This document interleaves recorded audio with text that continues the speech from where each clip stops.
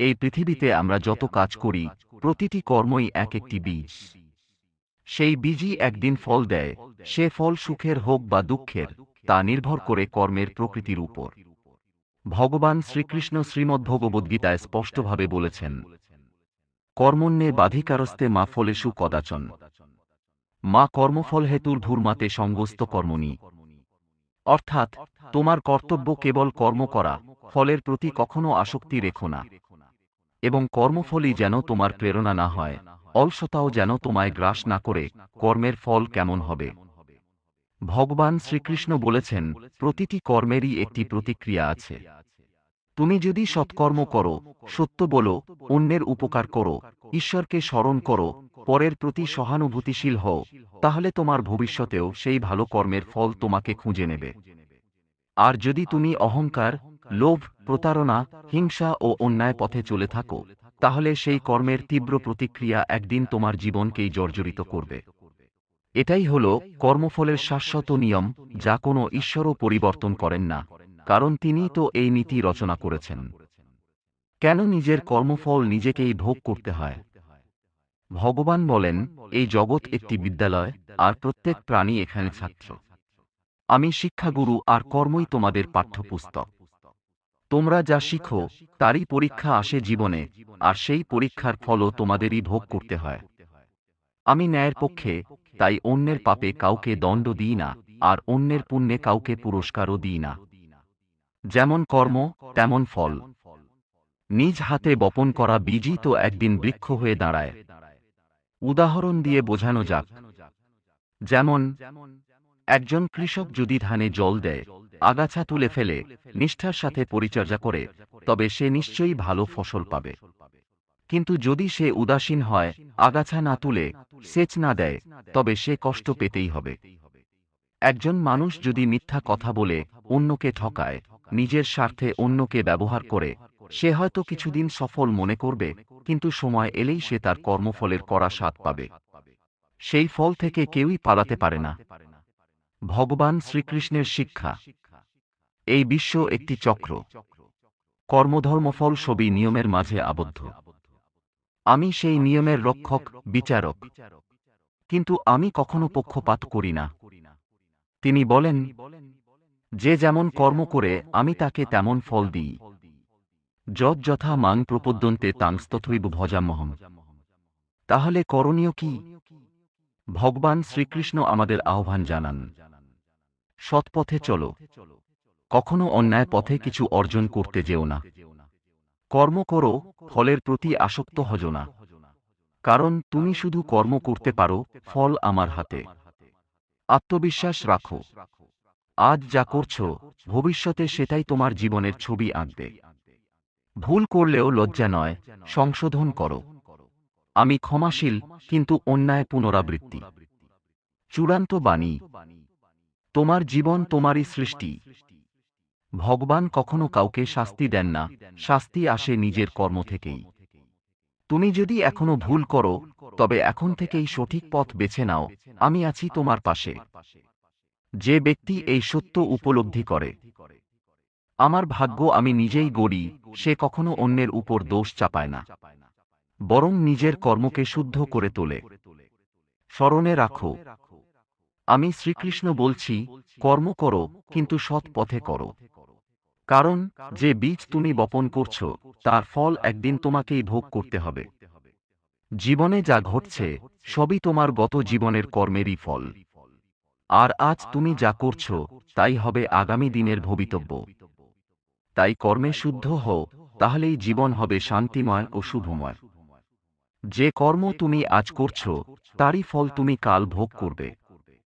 নিজের বপন করা বীজের ফল একদিন নিজেরই থালায় পড়বে। কর্ম ও তার ফল, সৃষ্টির সূচনালগ্ন থেকেই চালু একটি শাশ্বত নিয়ম। এই বিশ্বজগৎ একটি সুবিশাল বাগান। প্রতিটি প্রাণ একটি গাছের মতো, যার ফল নির্ধারণ করে তার নিজেরই কর্ম। ভগবান শ্রীকৃষ্ণ গীতায় বলেছেন, যে ব্যক্তি নিজের সমস্ত কর্ম ঈশ্বরকে অর্পণ করে, তার মনের মধ্যে আসক্তিহীনতা থাকে। সে শান্তভাবে জীবন কাটায়, কারণ সে জানে, কর্ম করাই কর্তব্য, ফলের নিয়ন্ত্রণ ভগবানের হাতে।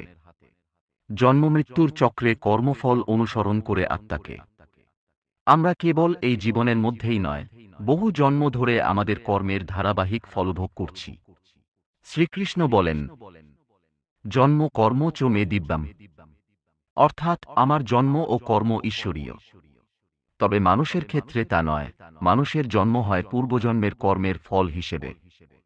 যেমন, এক ব্যক্তি যদি আগের জন্মে দানশীল হতো, এই জন্মে সে ধনী হতে পারে। কেউ যদি মায়াময় জীবন যাপন করে অহংকারী হয়, সে পরবর্তী জন্মে কষ্ট পায়, ছোট প্রাণীর জন্ম পেতে পারে। কর্মফল থেকে কেউ পালাতে পারে না। যত্ন করলেও পাপের ফল থেকে কেউ মুক্ত হতে পারে না, যদি না সে সত্যপথে ফিরে আসে। এই জন্যই ভগবান বলেন, আমি ন্যায়ের ধারক। আমি কাউকে ভালোবাসার কারণে তার পাপ মুছে দিই না, বা কাউকে ঘৃণা করে তার পুণ্য কেড়ে নিই না। আমি কেবল কর্মফলের ধারাবাহিকতাই বজায় রাখি। জীবনের প্রতিটি পরিস্থিতি পূর্বকর্মের প্রতিচ্ছবি।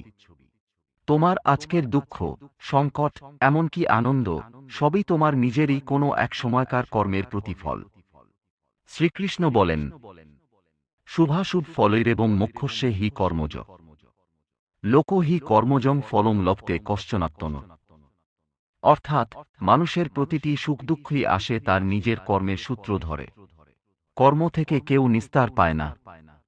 দায়িত্বশীলতা, নিজের কর্মের ফল নিজে ভোগ করাই প্রকৃত ন্যায়। আমরা অনেক সময় অন্যকে দোষ দিই। ও আমার জীবন নষ্ট করেছে, ভাগ্য আমার সাথে নেই, ভগবান আমাকে অবিচার করেছেন। কিন্তু শ্রীকৃষ্ণ স্মরণ করিয়ে দেন, অহং কর্মফলদাতা নতু কর্মকর্তা। অর্থাৎ, আমি ফল দিই, কিন্তু কর্ম তুমি নিজেই করো। তুমি যদি আগুনে হাত রাখো, হাত পড়বেই, এতে ভগবান দায়ী নন।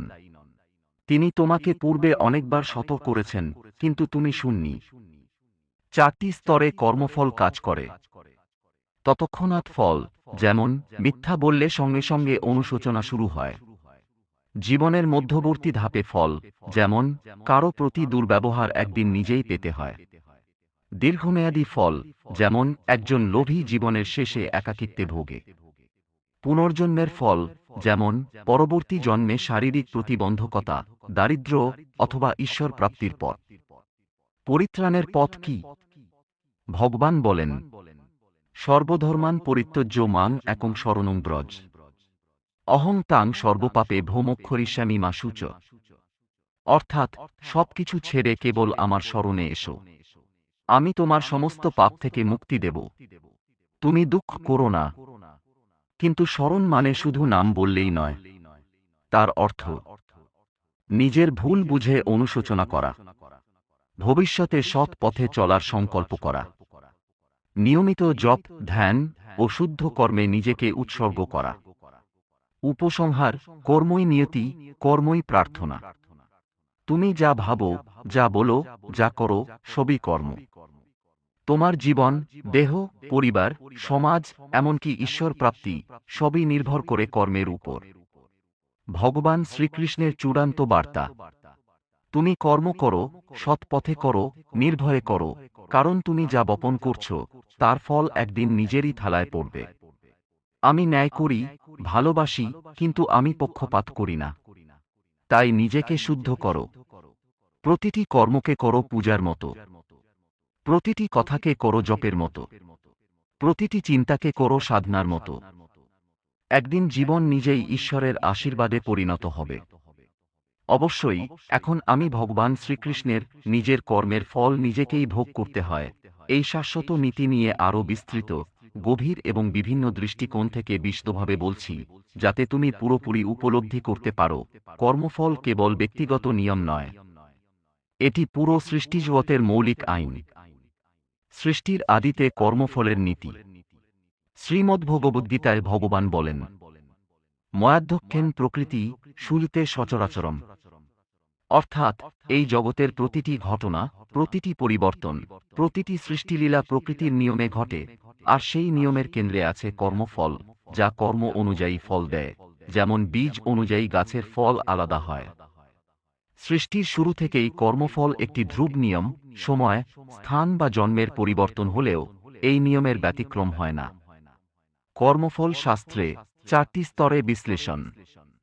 প্রারব্ধ কর্ম, পূর্বজন্মের কর্মের ফল যা এই জন্মে ভোগ করতে হয়। যেমন জন্মগত দারিদ্র্য, অসুস্থতা, শারীরিক সৌন্দর্য বা অক্ষমতা, যা তুমি এ জন্মে বদলাতে পারো না, কেবল তা মোকাবিলা করতে পারো। সঞ্চিত কর্ম, অসংখ্য জন্মে করা সমস্ত কর্ম যা এখনো ফল দেয়নি।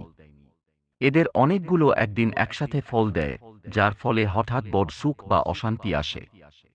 ক্রিয়মান কর্ম, এই জন্যে তুমি যা করছো, এই কর্মই তোমার ভবিষ্যতের নতুন ফল তৈরি করছে। এর প্রভাব দ্রুত বা পরবর্তী জন্মে দেখা দিতে পারে। আগামী কর্ম, এখনকার কর্ম যা ভবিষ্যতে কর্মফলের মাধ্যমে নতুন ঘটনা, সম্পর্ক বা পরিস্থিতি তৈরি করবে। এভাবেই কর্মফলের চক্রে জন্মের পর জন্মে আত্মা আবর্তিত হয়, আর এই চক্র থেকে মুক্তির জন্যই প্রয়োজন ঈশ্বর চিন্তা ও সৎকর্ম। কর্মফলের নীতি বোঝার জন্য দুটি গুরুত্বপূর্ণ দিক। কর্মফল ব্যক্তিগত, তুমি অন্যের কর্মের ফল ভোগ করবে না, আর কেউ তোমার কর্মের ফল ভোগ করবে না।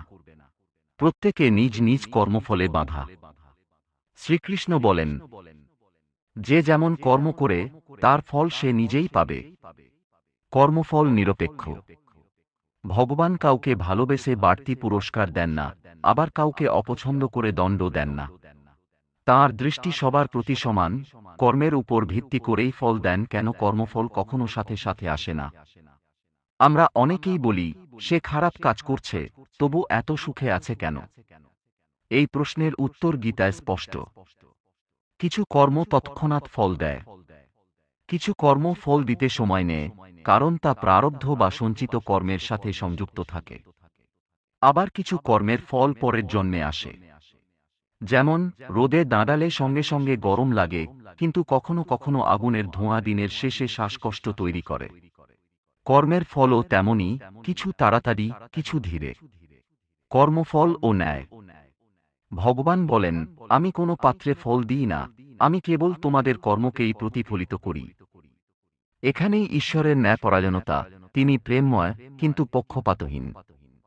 এর অর্থ, কেউ খুব ভালো কাজ করে কিন্তু আজ দুঃখে আছে, এর মানে হয়তো প্রারব্ধ কর্মের ফল এখন চলছে। সৎকর্ম করলে সে ফল একদিন নিশ্চিত আসবে। কর্মফলের নীতি জীবনের প্রতিটি ক্ষেত্রে।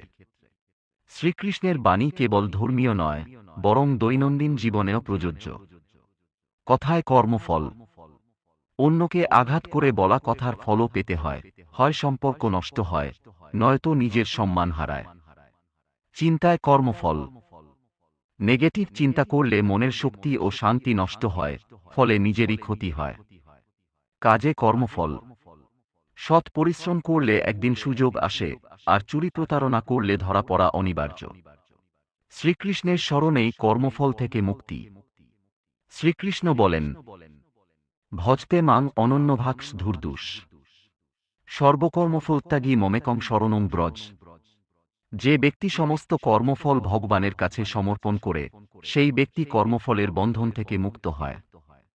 তবে শরণ মানে শুধু ঠোঁটের প্রার্থনা নয়, বরং অন্তর দিয়ে তাঁর উপর বিশ্বাস করা, প্রতিটি কর্মে তাঁকে স্মরণ করে সৎপথে থাকা। কর্মফল নিয়ম ভাঙার উপায় আছে? না, নিয়ম ভাঙা যায় না। তবে কর্মফলের গতি পরিবর্তন করা যায়। প্রায়শ্চিত্ত ও অনুশোচনা, পাপের পরে যদি সত্যিকারের অনুতাপ হয়, পাপের ফল কমে যেতে পারে। সৎকর্ম, বেশি পুণ্যকর্ম করলে পাপের ফলের তীব্রতা হ্রাস পায়। জপধ্যান ভক্তি, ভগবানের শরণ নিলে কর্মফলের বোঝা সহজে সহ্য করার শক্তি পাওয়া যায়। উদাহরণে বোঝানো যাক, ধ্রুব ছোটবেলায় মায়ের অবহেলা সত্ত্বেও কঠোর তপস্যা করে ভগবানকে পেয়েছিল, কারণ তার সৎকর্ম শক্তিশালী ছিল। শিশুপাল 100 অপরাধ করার পরেই কৃষ্ণ তাকে হত্যা করলেন, তার আগের পাপ সঞ্চিত ছিল, তাই দণ্ড একসাথে এলো। পাণ্ডবরা এত কষ্ট পেয়েও শেষমেশ বিজয়ী হল, কারণ তারা সৎ ছিল, কর্মফল একদিন ফিরে এসেছিল।